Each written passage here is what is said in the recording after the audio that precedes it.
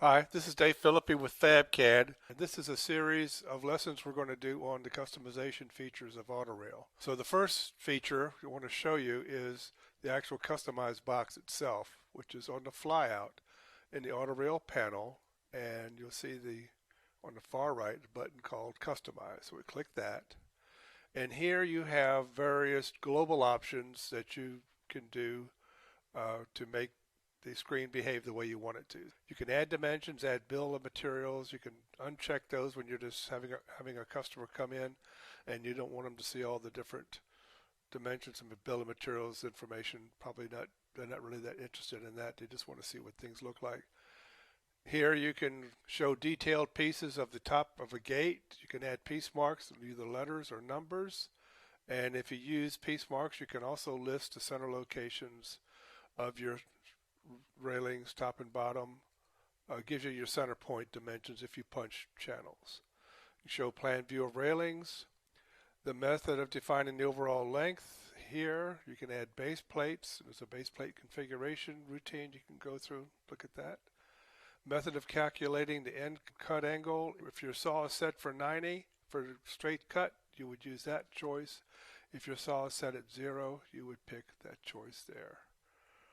Block insertion scale. If you're working in metric, then you would want to set this to 25.4 if you're working with millimeters, or 2.54 if you're working in centimeters. The ratio of cost weight to the drawing unit, well, it would be 1,000 if you're working in meters. If you're working in inches, it would just put 12. If you're like price per foot and weight per foot, so you would use 12 as a ratio since the program basically draws in inches. Capping and channel connections here. Method of calculating your bill lengths are here. And then if you have more than one user and you want to centralize your data files, you can click the Browse button and put all the FabCAD settings onto a central location so that when AutoRail templates are changed, everybody gets all the latest updated information. Here we got customized bill of materials, so we click here and you can click columns off and on. These numbers here are actually the number of digits width of the column itself. You can click here for your total length, your total cost, your total weight. The legacy setting for bill of materials is that for everything that you draw individually, you get a cut list. This selection here will give you all of the pieces in the drawing in one unified cut list, but it does not identify the assemblies. The third selection, which is probably the one that most people would use if you want a unified cut list, is that it lists the bill of materials as a single cut list, but it has individual subheadings for each individual assembly, like rail 1, rail 2, fence 1, fence 2, or whatever label you happen to give it. Choosing dimensions to display. So for each one of the different types of fabrications, you can pick and choose what dimensions you wanted to see displayed when the program generates the drawing. And then customized material selection. We'll be going into more depth on this in a subsequent movie. Here you can select what is in your pull-down list. So for the horizontal and stair rail, you have all these different items here. So if you don't use any of this stuff, you can uncheck it and it will not be in the pull-down list. The bottom rail, top, and you can change all those as well. So like for gates, if you don't use pipe in your gates, then you can uncheck pipe, and pipe will not appear in the pull-down. Same here and here. Okay. You can also modify where these pull-down items are in the list itself. So if square tube is one that you use a lot, you can just go ahead and just move that up to the top of your list, like so. Okay. And then we have the individual items here where you can add components and set parameters for how they relate to the pickets and top bar and posts. We'll show you in a subsequent movie exactly how all this individual items here work. So I'm going to show you how the bill of materials options work.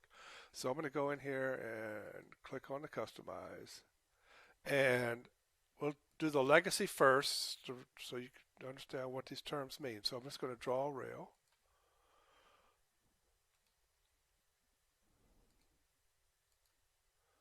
Okay, and draw it. Oh, I checked base plate, so let me just go ahead and put it. So dimension C, say this is the 3-inch plate, so I'll say that's 1.5, and the length is 3, and I want it to apply. Click OK, pick a point, and it puts the base plates down for you. Also shows them here on the list. You also see the cost options are here, total cost, total weight, because I had those checked. All right. Okay, so we'll go back to the Customize box now. I'm going to turn off the base plates just so we have speed here. Then Customize Build Material, I'm going to go to this one here, and then click OK. And then I'm going to draw a gate. So I'll just do Import Template, and I'll just draw a standard gate. Draw, next, draw, pick a spear, pick a point. There's the gate, and now here's the cut list. So here's what's happened. Here you've got your cut list. You got rail 1 and gate 1. So now we've actually combined these two here. Now what you can do is you can do a drawing and have individual cut lists for each assembly, and then switch back to the second choice or the third choice here, and then do a bill of materials update, and it'll give you, you'll have both. You can have a unified cut list here. Everything is referenced properly, and also have the individual cut lists for each assembly there. So that's a basic overview of the Customize box and options for your bill of materials.